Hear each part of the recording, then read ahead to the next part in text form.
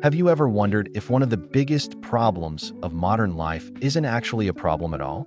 Imagine waking up at 2:30 in the morning. The room is silent. You check the clock, sigh, and think, why can't I sleep? Millions of people experience this almost every night. They blame stress, anxiety, or insomnia. Some even reach for sleeping pills. But what if your brain isn't broken? What if it's remembering something that every one of your ancestors did for hundreds of thousands of years? Tonight, we're going to uncover a forgotten chapter of human history, one so strange that most people have never even heard of it. A chapter hidden by electricity, erased by modern life, and only recently rediscovered by scientists. By the end of this video, you'll never think about nighttime the same way again. Right now, if your power suddenly went out, you would probably reach for your phone's flashlight. Within seconds, you'd have light again. For almost all of human history, there was no backup plan. When the sun disappeared below the horizon, darkness swallowed the world completely.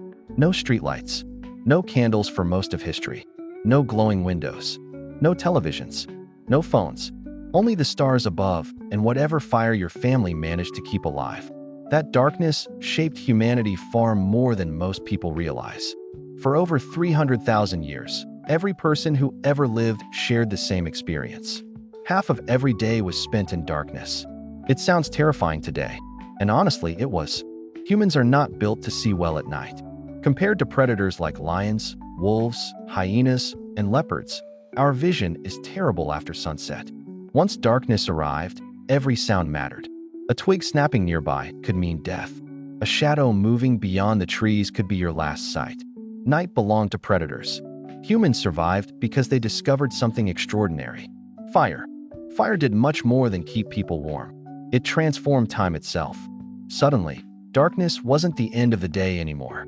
Instead of hiding and waiting for sunrise, people gathered around glowing flames. That small circle of light became the safest place on Earth. Predators stayed away. Families stayed together. Children listened. Elders spoke. And civilization quietly began.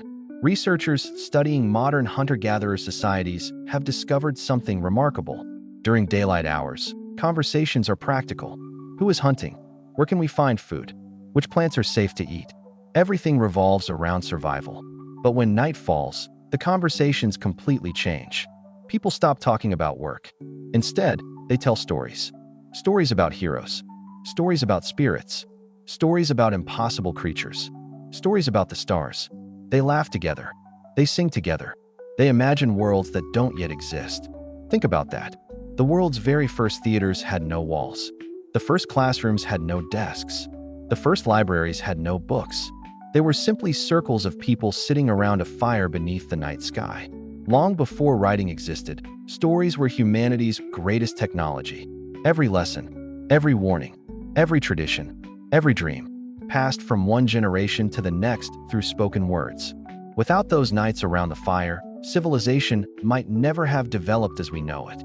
But perhaps the greatest surprise wasn't what people did before going to sleep. It was how they actually slept. Today, we're taught that healthy sleep means closing your eyes for 8 uninterrupted hours. Wake up during the night. Something must be wrong. Except history tells a completely different story. For centuries, people regularly spoke about something called first sleep and second sleep. These weren't poetic expressions. They described two completely separate periods of sleep. People would fall asleep shortly after sunset. Around 4 hours later, they naturally woke up. Not because of noise, not because of stress, not because they had insomnia. They simply woke up. Then, for 1 or 2 peaceful hours, they stayed awake. Some prayed. Some reflected on their dreams. Some visited neighbors. Some simply sat quietly in the darkness. Eventually, they became sleepy again and entered their second sleep until sunrise. This pattern appeared everywhere. Old diaries mentioned it. Medical books described it. Religious writings referred to it. Even ordinary letters casually talked about "after my first sleep," as if everyone understood exactly what that meant. Because they did. It was completely normal. Then something fascinating happened. For centuries, historians completely overlooked these references. Why? Because they assumed humans had always slept the way we do today. Their modern experience blinded them to the past. Then science caught up.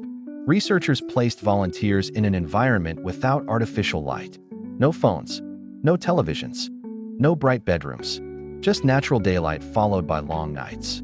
Within a few weeks, every participant began following the exact same pattern described centuries earlier. For hours asleep, 1 or 2 hours peacefully awake. For more hours asleep. Nobody instructed them. Nobody suggested it. Their bodies simply remembered. During those quiet nighttime hours, researchers discovered something extraordinary. The brain entered a deeply relaxed state. Participants didn't describe frustration. They didn't describe anxiety. Instead, they reported feeling calm, peaceful, thoughtful, almost as if they were meditating without trying. Imagine experiencing complete silence. No notifications, no emails, no traffic, no social media, just your thoughts. Perhaps that's why some of history's greatest ideas were born during the night. Perhaps our ancestors weren't afraid of those waking hours. Perhaps they valued them. Then everything changed. Cities grew. Streetlights appeared. Candles became cheaper. Factories demanded fixed schedules. Finally, electric light conquered the night. For the first time in history, humans could ignore the sunset completely. The day no longer ended. It simply continued. Today, many people remain surrounded by bright light for hours after sunset. Our brains struggle to understand the difference between sunlight and artificial light. To the body, bright light still means one thing. It's daytime. As a result, the hormones that prepare us for sleep are delayed. Bedtimes become later. Sleep becomes shorter. The ancient rhythm quietly disappears. Most people never realize it happened. If someone wakes up at 2 in the morning today, panic often follows. I'm broken. I have insomnia. I'll be exhausted tomorrow. Ironically, that anxiety may keep them awake far longer than the awakening itself. What if our ancestors would have smiled instead? What if they expected that quiet moment? What if it wasn't an interruption, but part of the design? This doesn't mean modern life is wrong. Electricity has transformed civilization in extraordinary ways. It has saved lives, extended productivity, connected billions of people. But every invention has a cost. Sometimes the price isn't obvious until centuries later. We've illuminated the night so completely that many children have never truly seen the Milky Way. We've filled every quiet moment with entertainment. We've replaced silence with endless scrolling. We've become experts at avoiding darkness.